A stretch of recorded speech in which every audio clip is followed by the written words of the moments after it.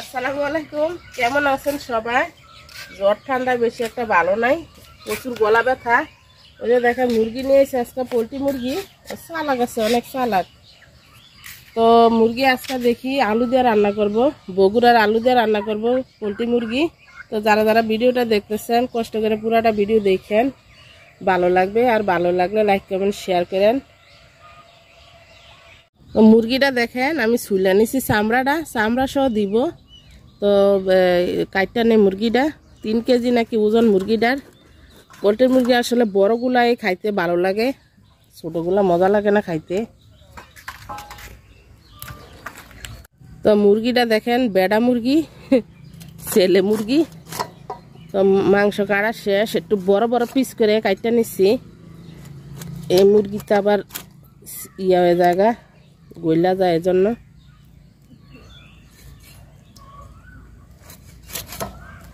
তো এখন চামড়াগুলা বাইসা নেই। তো মুরগি সুন্দর করে কাইটটা ধুয়ে পরিষ্কার করে নিছি, সব দিয়ে দিছি। মুরগির চামড়া পাটা সব দিয়ে দিছি।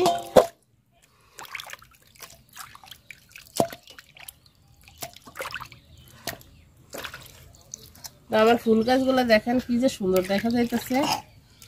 কবে যে ফুল ফুটবো সেই অপেক্ষায় আছি আমি। তো জিরা নিয়ে নিছি, বাইটটা নিব। জিরা আর আদা রসুন বাইটটা নিব একসাথে।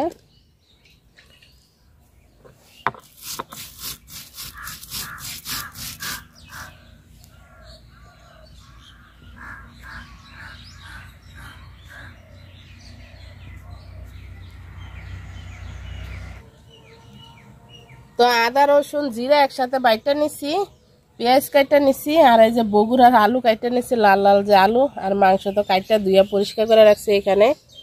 তো রান্না বসাই দিবে এখন। তো তেল দিয়ে দিলাম মাংস রান্না করার জন্য। তো এলাচ দারচিনি তেজপাতা দিয়ে দিলাম, একসাথে পেঁয়াজও দিয়ে দিব, নাইলে এটা ফুটে, লংটা ফুটে বেশি।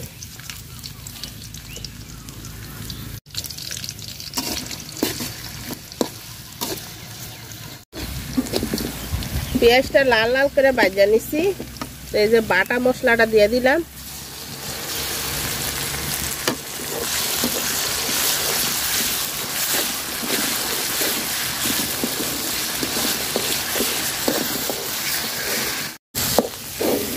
তো মশলাটা সুন্দর করে ভাজা নিছি। একটু পানি দিয়ে দিব,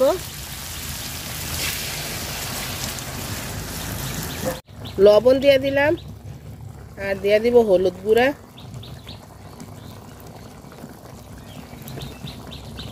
আর দিয়ে দিব মরিচ গুঁড়া, শুকনা মরিচের গুঁড়া।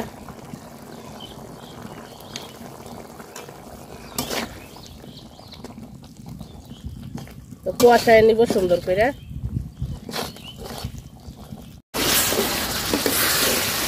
মশলাটা আমি সুন্দর করে দেখেন কষায় নিছি। তো মাংসগুলা দিয়ে দিবে এখন সবগুলা।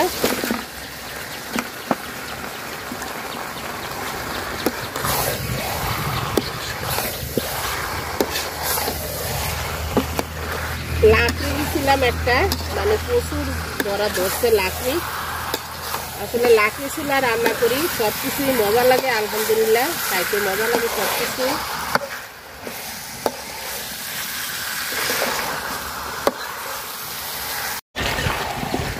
তো মাংসটা দেখেন আমি অনেকখানি কষাই নিছি, পুরোপুরি কষাই নাই। তো এখন আলুগুলা দিয়ে দিব, আলু দিয়ে আরো কষাই নিব।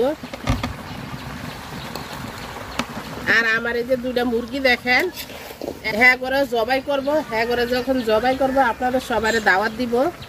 কারণ এই মুরগিগুলা বেশি বিরক্ত করে আমারে। তো আপনাদের সবাই দাওয়াত দিয়ে করে জবাই করে খাওয়াবো।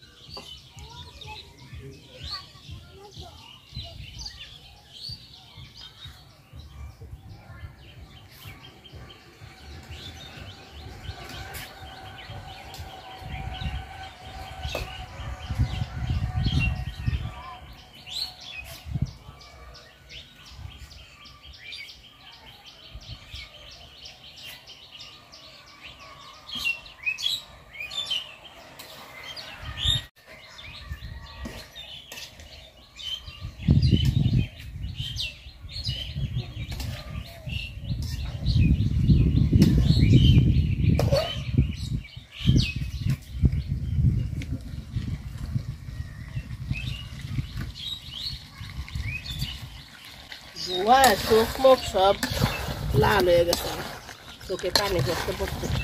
তো এই যে মাংসটা দেখেন আমি সুন্দর করে কষায় নিচ্ছি। এখন ঝোলের পানি দিয়ে দিব, বেশি ঝোল রাখবো না। আলুটার মাংসটা সিদ্ধ হইতে যতখানি ঝোল লাগে বা ততখানি দিব, বেশি দিব না।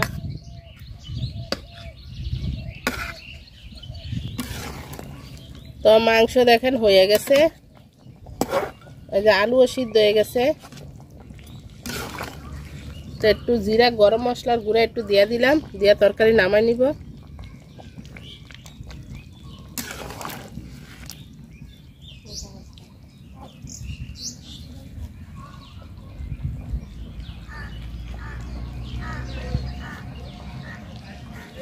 তরকারি হয়ে গেছে, নামাই নিব।